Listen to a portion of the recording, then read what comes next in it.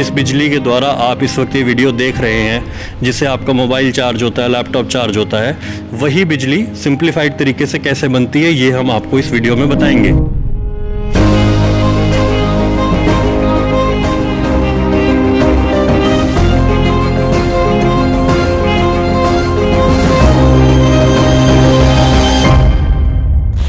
Plant के control room में खड़ा हूं। जितनी भी बिजली बनती है, बननी है और आगे एग्जीक्यूट भी होनी है, वो इसी कमरे में तय होता है। ज़्यादातर जो प्लांट है वो ऑटोमेटेड है, इसीलिए यहाँ पर ये जितने भी इंजीनियर्स और जितने भी कंसर्न्ड अथॉरिटीज़ बैठी हैं, ये लोग यहाँ पर बैठकर उस चीज़ को ऑपरेट कर रहे हैं, यहीं से डायरेक्शंस दे रहे हैं और उसी हिसाब से वो बिजली बन रही है।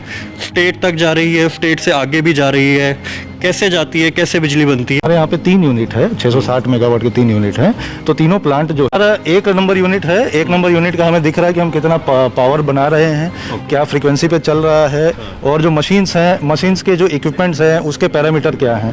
ये जो बड़ी स्क्रीन है, ये बड़ी स्क्रीन पे बड़े डिटेल्स मिलते हैं जो मोटा मोटी डिटेल्स देते हैं। ये जो छोटे सिस्टम्स हैं इस प्लांट को ऑपरेट कर रहे हैं। इसके पीछे में पूरा DCS नेटवर्क है, ये डिजिटली ऑपरेटेड पावर प्लांट है और जो ऑटोमेटिक चलता है।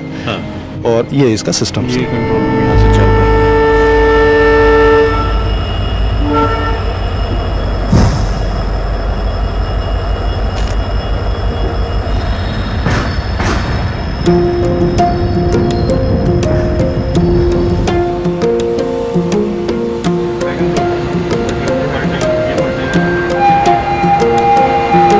ये हमारा जो है ये थर्मल पावर प्लांट है जो कोयले से बिजली पैदा करता है। हमारा कोयले का टाई अप है महानदी कोल फील्ड्स के साथ में, जो कि कोल इंडिया लिमिटेड का एक आर्म है।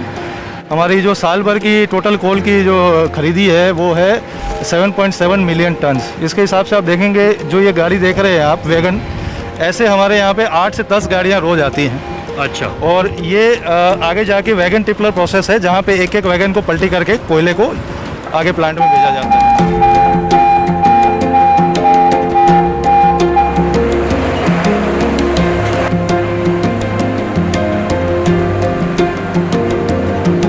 सर, जैसे आपने बताया कि 8-10 गाड़ियाँ आती है रोज, ये कितने डब्बे होते होंगे उस गाड़ी? एक गाड़ी में 55 डब्बे रहते हैं।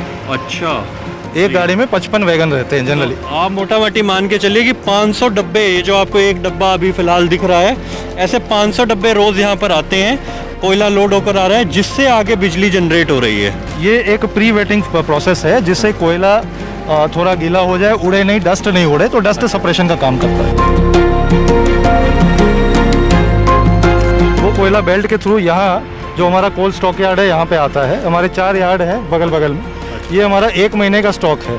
तो ये हम लोग यहाँ पे स्टॉकिंग करते हैं। उसके बाद में जैसे जैसे प्लांट में रिक्वायरमेंट रहता है, यहाँ पे हमारे पास में स्टेकर रिक्लेमर रहते हैं, जो इस कोयले को फिर आगे बेल्ट पे डाल के अंदर बॉयलर तक पहुँचाते हैं। अच्छा सर, ये पूरी कन्वेयर बेल्ट लगी हुई है जिसके थ्रू हो रहा है? एग्जैक्टली। अच्छा, तो वहाँ से आता है और ये सारा ऑटोमेटिक ही है, ये बेल्ट के थ्रू? ये पूरा ऑटोमेटिक है, ये कंट्रोल रूम से ऑपरेट होता है। कंट्रोल रूम से ऑपरेट हो रहा है। अच्छा सर, ये अब जैसे इतना सारा कोयला यहाँ पर पड़ा है, तो इसकी वजह से तो धूल मिट्टी खूब रहती होगी? नहीं, ये कोयला जो है ये डस्ट सेपरेशन के थ्रू आता है। अच्छा, और इसके ऊपर डस्ट सेपरेशन लगता रहता है। ये डस्ट सेपरेशन के लिए लगे हुए हैं इस पे। अच्छा। ये आप जो वाटर मॉनिटर्स देख रहे हैं, ये डस्ट सेपरेशन के लिए लगे हुए हैं।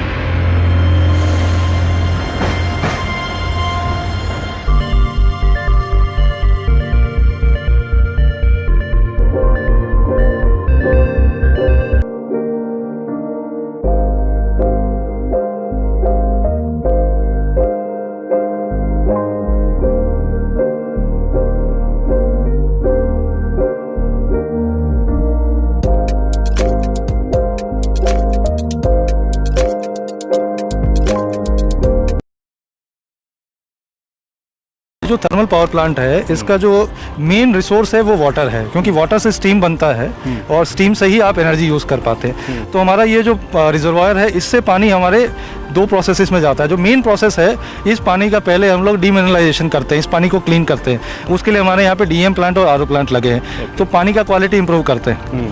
ये पानी फिर हमारे बॉयलर्स में जाता है, जहाँ पे कोल आता है एज ए फ्यूल। कोल जलने के बाद जो एनर्जी पैदा होती है वो इस पानी को स्टीम में कन्वर्ट करती है। और स्टीम जो है, क्योंकि स्टीम एक फ्लूइड है, वाटर की कंपैरिजन में गैसियस फ्लूइड है, तो उसमें एनर्जी स्टोर बहुत ज़्यादा होती है, बहुत ज़्यादा एनर्जी रहती है और प्रेशर भी बहुत रहता है। ये स्टीम फाइनली टरबाइन में जाता है। जैसे अपने पानी के टरबाइन होते हैं वैसे ये स्टीम के टरबाइन होते हैं। स्टीम के टरबाइन में बहुत सारे ब्लेड्स होते हैं। ये स्टीम उन ब्लेड्स पे हिट करके इस टरबाइन को घुमाता है। ये टरबाइन जब अपनी आरपीएम ले लेता है, स्पीड ले लेता है, तो ये जो टरबाइन की जो एनर्जी है वो एक जनरेटर से कनेक्टेड रहती है। जैसे अपने पास डायनामो होते हैं या छोटे, तो वैसे एक बड़ा जनरेटर रहता है। वो जनरेटर, उसके अंदर मैग्नेटिक फील्ड जब कटता है इस टरबाइन की वजह से, तो इलेक्ट्रिसिटी प्रोड्यूस होती है। वो इलेक्ट्रिसिटी जो है वो कम वोल्टेज पे प्रोड्यूस होती है।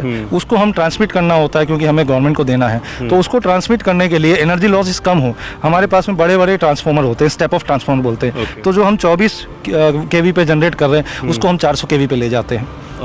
ज़्यादा केवी जनरेट करने से एनर्जी ट्रांसमिशन लॉसेस कम होती है। उसके बाद जाती है एनर्जी की, जो हमारा स्विच यार्ड के थ्रू जो लंबी तारें जा रही है, ये हमारे ट्रांसमिशन टावर्स है। इससे ये हम अलग अलग एरियाज पे, सब स्टेशंस पे इस बिजली को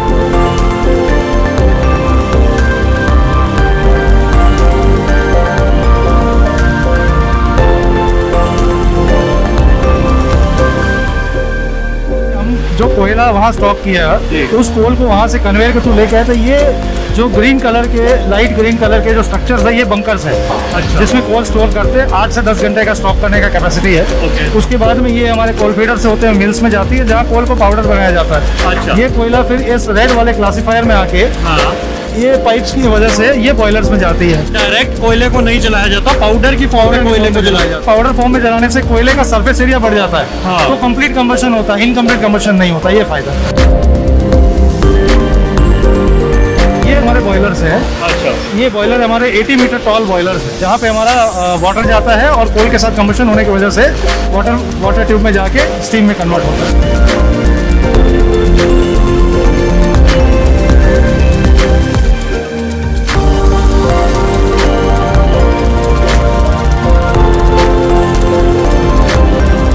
ये जो आप देख रहे हैं ये स्टीम की पाइपलाइन है। जो बॉयलर से टोटल स्टीम है इस पाइपलाइन के थ्रू टरबाइन में जा रहा है। ये स्टीम का टेम्परेचर 570 डिग्री। स्टीम अभी यहाँ से टरबाइन में जाएगी और फिर टरबाइन को घुमाने का काम करेगी। अच्छा, तो ये जो अभी पूरी चीज है इसके अंदर स्टीम ही स्टीम है। स्टीम कैरियर कह सकते हैं अगर आम भाषा में कहें, स्टीम यहाँ से जा रही है और इसके अंदर हीट रहती होगी खूब सारी। इसके अंदर 570 डिग्री 570 डिग्री सेंटीग्रेड। लेकिन हाथ लगाने पर लग रहा है ये 45-50 या इससे ज्यादा तो शायद नहीं लग रहा। इसके ऊपर इंसुलेशन का लेयर इसलिए दिया जाता है कि आपका टेम्परेचर का और एफिशिएंसी का लॉस ना हो, आपका टेम्परेचर मेंटेन रहे। टरबाइन तक जाते हुए ठंडा हो गया तो इसकी एनर्जी कम हो जाएगी।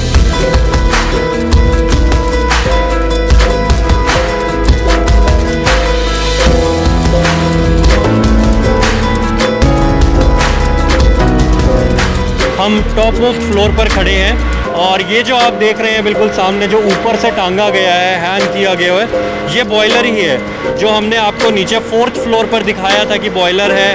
वहाँ पर कैसे जो स्टीम बनाई जा रही है, कोयला, गर्म कोयला जब पानी की ट्यूब पर पड़ रहा है, स्टीम जनरेट हो रही है, वो इसी बॉयलर में हो रही है। इसको ऊपर से ही हैंग किया गया है, नीचे इसका बेस नहीं है। ऐसा क्यों है हम यहाँ पर सर से जानते हैं। ये बॉयलर जो है इसमें स्टीम कन्वर्ट होता है, पानी से स्टीम बनता है, काफ़ी हीट इसमें प्रोड्यूस होती है। तो ये बॉयलर ऊपर से इसलिए लटकाया जाता है कि जब बॉयलर में हीट कन्वर्जन होता है या हीट पैदा होता है तो ये बॉयलर एक्सपांड करता है। ये बॉयलर की जितनी हम दीवारें देख रहे हैं, चारों दीवार बेसिकली वाटर वाल है जिसके अंदर में ट्यूब्स है। वो ट्यूब्स में से स्टीम जा रहा है। तो ये बॉयलर का एक्सपांशन ऊपर से नीचे की तरफ होता है, इसलिए इस बॉयलर को लटकाया जाता है, इसलिए इसकी हाइट भी ज़्यादा होती है। अच्छा, तो हम मोटा मोटी ये मान लें कि जो दीवार हमें दिख रही है ट्यूब्स की ही दीवार है। ये ट्यूब्स की दीवार है जिसके अंदर में स्टीम जा रहा है। अच्छा, तो यहाँ पर वो पूरा प्रोसेस जो है, इसके बाद क्या होता है सर यहाँ पर जब वो पूरी स्टीम जनरेट हो गई है, स्टीम जनरेट होने से वो किस तरफ को जा रही है? वो हम नीचे एक पाइप तो देख ली, लेकिन वो जो घूमने वाली मशीन है वो कहाँ लगी हुई है? एक्चुअली बॉयलर में स्टीम बनने के बाद में अंदर में एक सुपर हीटर कॉइल होती है जिसमें उसका टेम्परेचर बढ़ाया जाता है। अच्छा। उसका टेम्परेचर 570 डिग्री ले जाया जाता है। उसके बाद पाइप के थ्रू ये स्टीम को ट्रांसपोर्ट किया जाता है टरबाइन में। हम नीचे जाएंगे और टरबाइन फ्लोर पे जाके टरबाइन देखेंगे, जिस टरबाइन में ये टरबाइन को घुमाता है और फिर जनरेटर में इलेक्ट्रिक इम्पल्स से एक करंट पैदा करता है। मेरी एक और रुचि इस चीज़ में है कि हम ये जो सामने देख रहे हैं, कोई भी प्लांट देखते हैं, ये ज़रूर उसकी पहचान होती है, बिजली बन रही है वहाँ पर तो ज़रूरी होता है, मुझे इसके बारे में थोड़ा बताइए, ये क्या है? इसको नेचुरल ड्राफ्ट कूलिंग टावर बोलते हैं। इसका बेसिक पर्पस क्या है, जो स्टीम हमने अभी टरबाइन में दे दी, हाँ। टरबाइन को घुमाने के बाद जो स्टीम बच गई, उस स्टीम को एक कंडेंसर में डाला जाता है ताकि उस पानी को रीयूज कर सके बॉयलर। उसको जब कंडेंसर में डालते हैं, उसको ठंडा करने के लिए हमें पानी चाहिए होता है। हाँ। वो पानी हम जो पीछे रिजर्वायर देख रहे हैं, वो रिजर्वायर से लिया जाता है। जी। वो पानी जब स्टीम को ठंडा कर देता है तो पानी में हीट रह जाती है। हाँ। वो पानी वापस इस कूलिंग टावर में जाता है। कूलिंग टावर में पानी ऊपर से फॉल करता है, उसका सरफेस एरिया बढ़ा दिया जाता है। अंदर में पीवीसी की फिल्स रहती है, जिसके थ्रू उसका सरफेस एरिया बढ़ा देते हैं। तो वो पानी जब ऊपर से क्रॉस करता है तो नीचे से एयर पास करती है।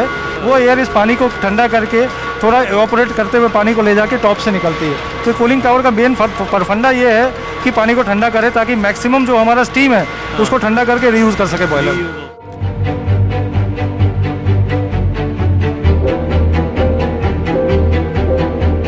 ये हमारे टरबाइन्स हैं। हमारे पास में 4 टरबाइन है, एक HP, एक IP high pressure, intermediate pressure और लो प्रेशर के 2 टरबाइन हैं। ये टरबाइन सारे टरबाइन मिलके राइट साइड में हमारा जनरेटर है, जनरेटर को घुमाती है। तो इलेक्ट्रिसिटी इस तरह से जनरेटर में जनरेट होती है। फिर यहाँ से हम उसे ट्रांसफार्मर से स्टेप अप करते हैं। स्टेप अप करने का मतलब है उसका वोल्टेज बढ़ाते हैं। उसके बाद में हम उसको स्विच यार्ड भेजते हैं, स्विच यार्ड से फिर ट्रांसफर। इसके बाद जो बिजली है वो डायरेक्ट बाहर जा रही है? इसके बाद जो बिजली है डायरेक्टली हमारे ट्रांसफार्मर से होके स्विच यार्ड में जाती है।